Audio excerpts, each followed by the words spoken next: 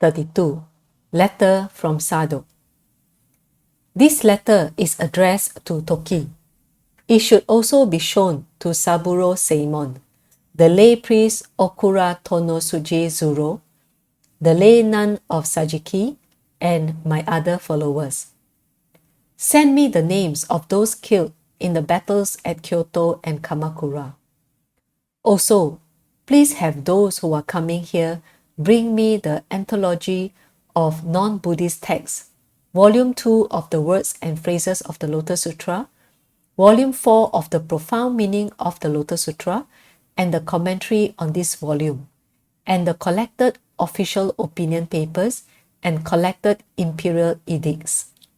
The most dreadful things in the world are the pain of fire, the flashing of swords, and the shadow of death.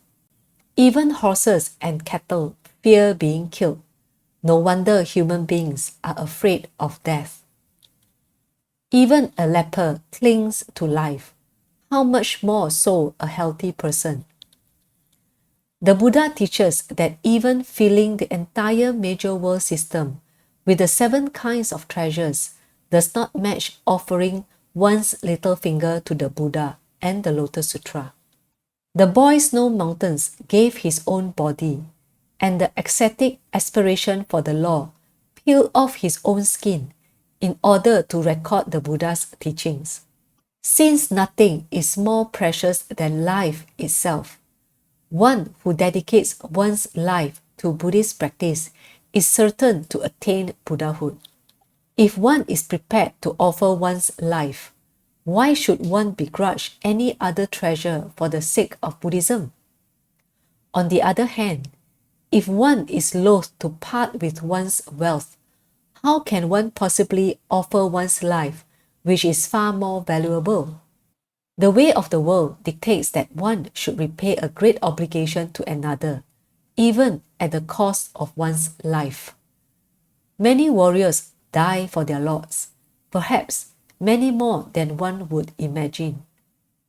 A man will die to defend his honor. A woman will die for a man. Fish want to survive. They deplore their pond's shallowness and dig holes in the bottom to hide in. Yet, tricked by bait, they take the hook.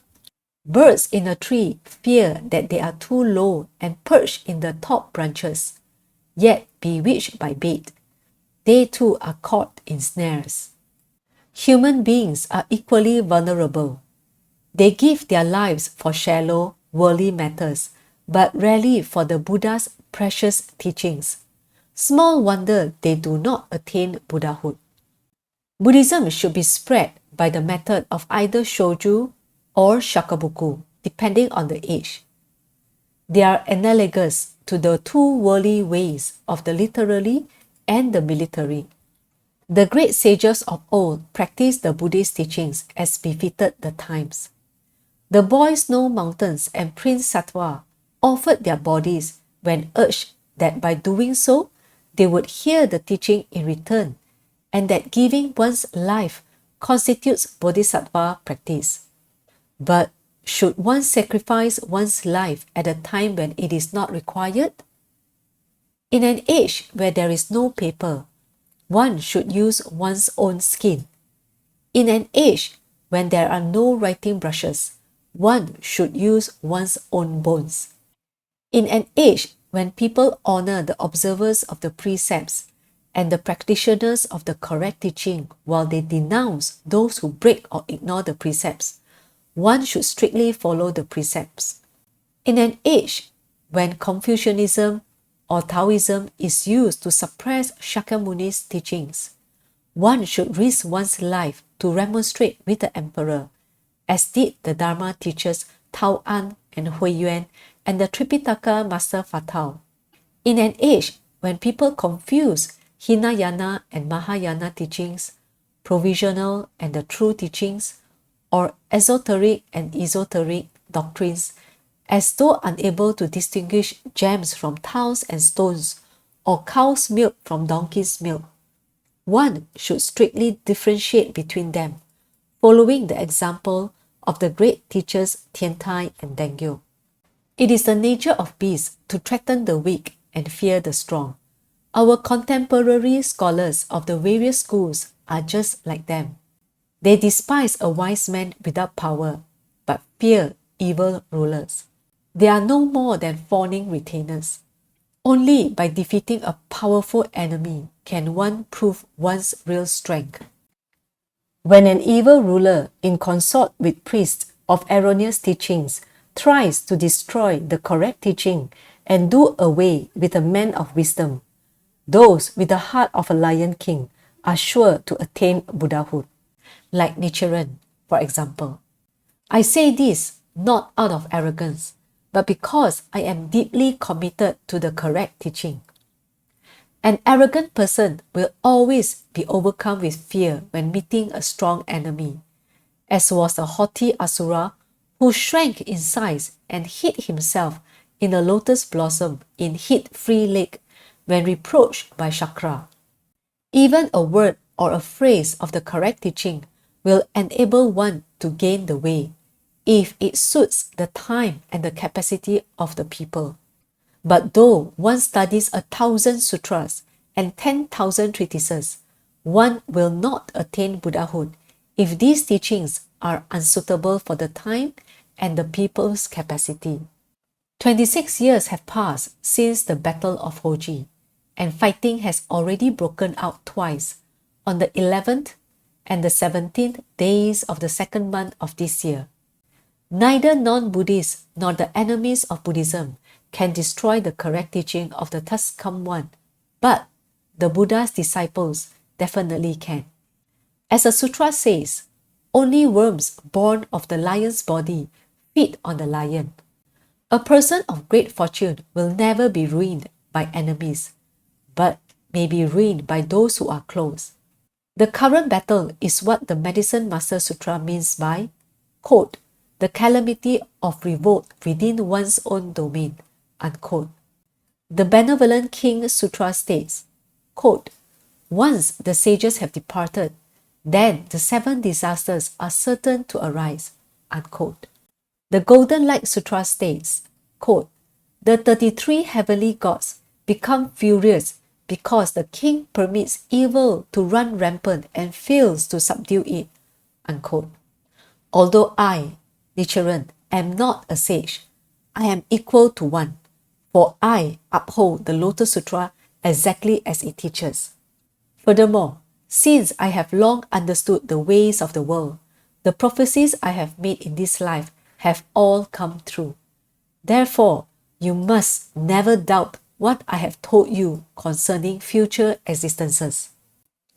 On the 12th day of the 9th month of last year, when I was arrested, I called out in a loud voice, quote, I, Nichiren, am the pillar, sun, moon, mirror, and eyes of the ruling clan of Kanto. If the country abandons me, the 7 disasters will occur without fail, unquote. Did not this prophecy come true just 60 days and then 150 days later? And those battles were only the first signs. What lamenting there will be when the full effect appears? Ignorant people wonder why Nichiren is persecuted by the rulers if he is truly a wise man. Yet it is all just as I expected. King Ajatashatru tormented his father and mother, for which he was hailed by the 6 royal ministers. When Devadatta killed an arhat and caused the Buddha to bleed, Kokalika and others were delighted. Nichiren is father and mother to the ruling house and is like a Buddha or an arhat to this age. The sovereign and his subjects who rejoice at my exile are truly the most shameless and pitiable of all.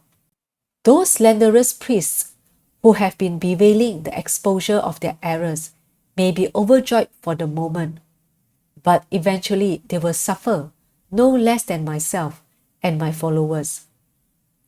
Their joy is like Yasuhira's when he killed his younger brother and Kuro Hogan. The demon who will destroy the ruling clan has already entered the country. This is the meaning of the passage from the Lotus Sutra that reads, quote, evil demons will take possession of others." Unquote. The persecutions Nichiren has faced are the result of karma formed in previous lifetimes. The never disparaging chapter reads, quote, "when his offenses had been wiped out," unquote, indicating that Bodhisattva never disparaging was vilified and beaten by countless slanderers of the correct teaching because of his past karma. How much more true this is of Nichiren, who in this life was born poor and lowly to a Chandala family. In my heart, I cherish some faith in the Lotus Sutra, but my body, while outwardly human, is fundamentally that of an animal. It was conceived of the two fluids, one white and one red, of a father and mother who subsisted on fish and fowl. My spirit dwells in this body as the moon is reflected in muddy water, or as gold is wrapped in a filthy bag. Since my heart believes in the Lotus Sutra, I do not fear even Brahma or Chakra, but my body is still that of an animal. With such disparity between my body and my mind, no wonder the foolish despise me. Without doubt, when compared to my body, my mind shines like the moon or like gold. Who knows what slander I may have committed in the past? I may possess the soul of the monk's superior intent or the spirit of Mahadeva. Perhaps I am descended from those who contemptuously persecuted Bodhisattva never disparaging, or am among those who forgot the seeds of enlightenment sown in their lives. I may even be related to the 5,000 arrogant people, or belong to the third group who failed to take faith in the Lotus Sutra in the days of the Buddha, great universal wisdom excellence. It is impossible to fathom one's karma. Iron, when heated in the flames and pounded, becomes a fine sword. Worthies and sages are tested by abuse. My present exile is not because of any secular crime. It is solely so that I may expiate in this lifetime my past grave offenses and be freed in the next from the three evil paths. The Parinirvana Sutra states, quote, "Those who enter the monastic order, don clerical garments, and make a show of studying my teachings will exist in ages to come. Being lazy and remiss, they will slander the correct and equal sutras. You should be aware that all these people are followers of the non-Buddhist doctrines of today." Unquote. Those who read this passage should reflect deeply on their own practice. The Buddha is saying that those of our contemporary priests who wear clerical garments but are idle and negligent were disciples of the 6 non-Buddhist teachers in his day. The followers of Honen, who call themselves the Nembusu school, not only turn people away from the Lotus Sutra, telling them to discard, close, ignore and abandon it, but also advocate chanting only the name of the Buddha Amida, a Buddha described in the provisional teachings. The followers of Dainichi, known as the Zen school, claim that the Buddha's true teachings have been transmitted apart from the sutras. They ridicule the Lotus Sutra as nothing more than a finger pointing at the moon or a meaningless string of words. Those priests must both have been followers of the 6 non-Buddhist teachers who only now have entered the stream of Buddhism. According to the Nirvana Sutra, the Buddha emitted a radiant light that illuminated the 136 hells underground and revealed that not a single offender remained there. This was because they had all achieved Buddhahood through the lifespan chapter of the Lotus Sutra. What a pity, however, that the Inchantikas or persons of incorrigible disbelief who had slandered the correct teaching were found to have been detained there by the wardens of hell. They proliferated until they became the people of Japan today. Since Nichiren himself committed slander in the past, he became a Nembusu priest in this lifetime, and for several years he also laughed at those who practice the Lotus Sutra, saying that, quote, not a single person has ever attained Buddhahood, unquote, through that sutra, or that, quote, not even one person in 1,000, unquote, can be saved by it. Awakening from my intoxicated state of slender, I felt like a drunken son who, on becoming sober, laments at having delighted in striking his parents. He regrets it bitterly, but to no avail. His offense is extremely difficult to erase. Even more so are the past slanders of the correct teaching that stain the depths of one's heart. A sutra states that both the crow's blackness and the heron's whiteness are actually the deep stains of their past karma. The non-Buddhists fail to recognize this and claim it was the work of nature.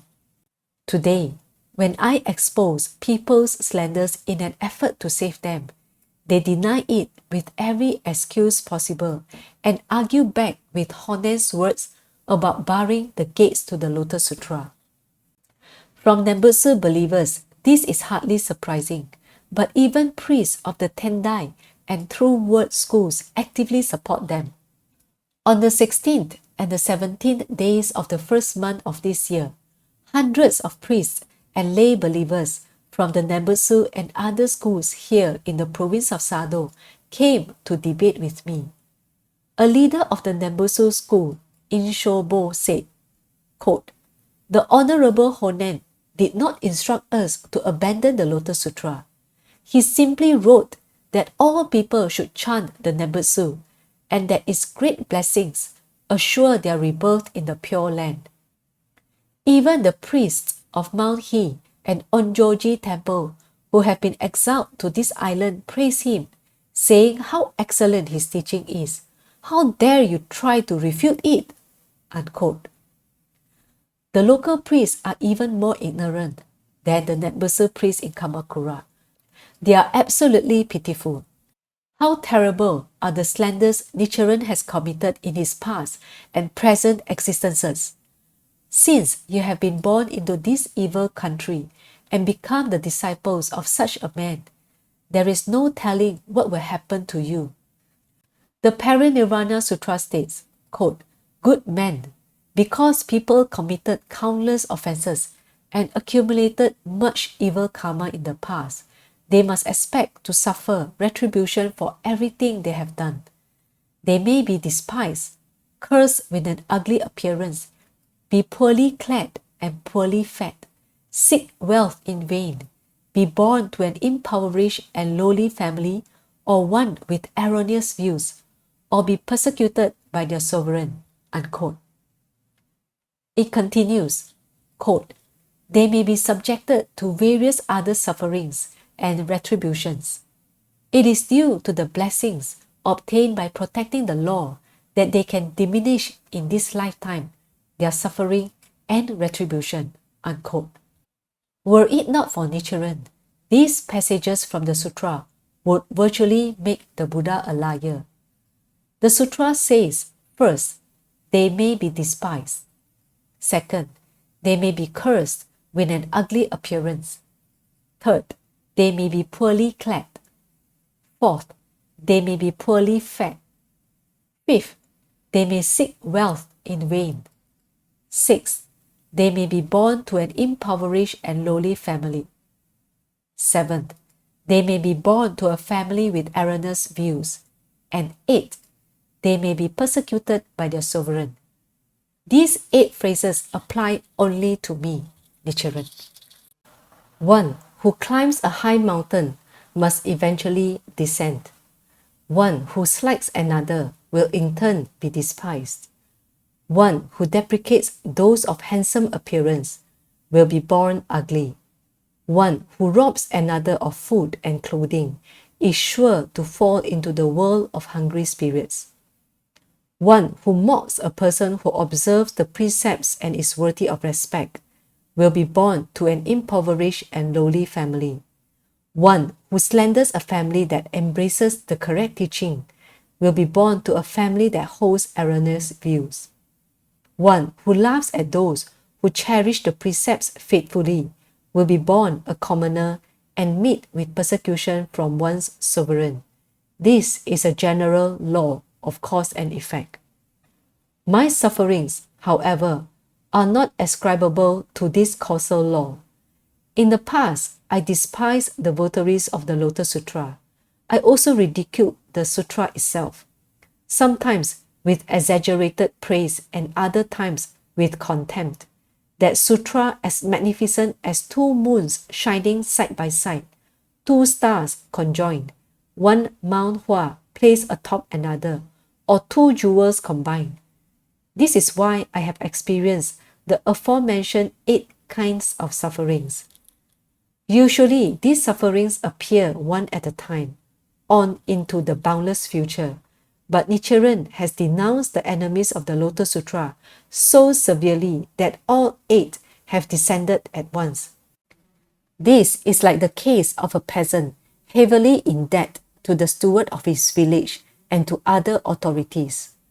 As long as he remains in his village or district, rather than mercilessly hounding him, they are likely to defer his debts from one year to the next. But when he tries to leave, they rush over and demand that he repay everything at once. This is what the sutra means when it states, quote, "It is due to the blessings obtained by protecting the law," unquote.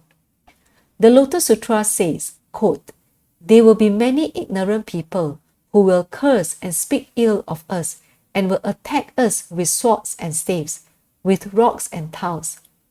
They will address the rulers, high ministers, Brahmans, and householders, as well as the other monks, slandering and speaking evil of us. Again and again we will be banished," unquote. If the offenders are not tormented by the wardens of hell, they will never be able to pay for their offenses and escape from hell. Were it not for the rulers and ministers who now persecute me, I will be unable to expiate my past sins of slandering the correct teaching. Nichiren is like Bodhisattva never disparaging of old, and the people of this day are like the 4 categories of Buddhists who disparage and curse him. Though the people are different, the cause is the same. Though different people kill their parents, they all fall into the same hell of incessant suffering. Since Nichiren is making the same cause as never disparaging, how could it be that he will not become a Buddha equal to Shakyamuni? Moreover, those who now slander him are like Bhadrapala and the others who curse never disparaging. They will be tortured in the Avicii hell for 1,000 kalpas. I therefore pity them deeply and wonder what can be done for them. Those who belittle and curse never disparaging acted that way at first, but later they took faith in his teachings and willingly became his followers. The greater part of the fault of their slander was thus expiated, but even the small part that remained caused them to suffer as terribly as one who had killed one's parents 1,000 times. The people of this age refused to repent at all. Therefore, as the simile and parable chapter states, they must suffer in hell for a countless number of kalpas. They may even suffer there for a duration of major world system, thus particle kalpas, or of numberless major world system, thus particle kalpas. Aside from these people, there are also those who appeared to believe in me, but began doubting when they saw me persecuted. They not only have forsaken the Lotus Sutra, but also actually think themselves wise enough to instruct me. The pitiful thing is that these perverse people must suffer in the Avicii hell even longer than the Nembutsu believers. An Asura contended that the Buddha taught only 18 elements, but that he himself expounded 19. The non-Buddhist teachers claim that the Buddha offered only one way to enlightenment, but that they had 95. In the same way, the renegade disciples say, quote, "Though the priest Nichiren is our teacher, he is too forceful. We will spread the Lotus Sutra in a more peaceful way," unquote. In so asserting, they are being as ridiculous as fireflies laughing at the sun and moon, an anthill belittling Mount Hua, wells and brooks despising the river and the ocean, or a magpie mocking a phoenix. Nammyo Horenge Kyo, Nichiren.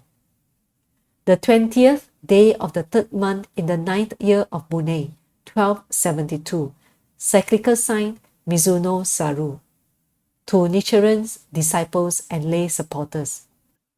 There is very little writing paper here in the province of Sado, and to write to you individually would take too long. Nevertheless, if even one person fails to hear from me, it will cause resentment. Therefore, I want people with seeking minds to meet and read this letter together for encouragement. When great trouble occurs in the world, minor troubles become insignificant. I do not know how accurate the reports reaching me are, but there must surely be intense grieving over those killed in the recent battles. What has become of the lay priests Izawa and Sakabe? Send me news of Kawanobe, Yamashiro, Tokugyōji, and the others. Also, please be kind enough to send me the essentials of government in the Chen-Quan era, the collection of tales from the non-Buddhist classics, and the record of the teachings transmitted within the 8 schools. Without this, I cannot even write letters. Background. This letter was written on the 20th day of the 3rd month, 1272, some 5 months after Nichiren Daishonin had arrived on the island of Sado to begin his exile there.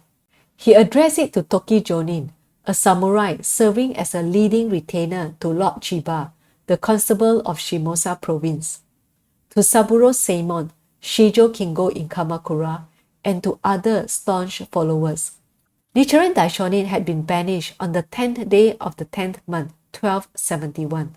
Charges of treason had been brought against him by Ryōkan, the chief priest of Gokuraku-ji temple in Kamakura, and by Hei no Saemon, deputy chief of the Office of Military and Police Affairs.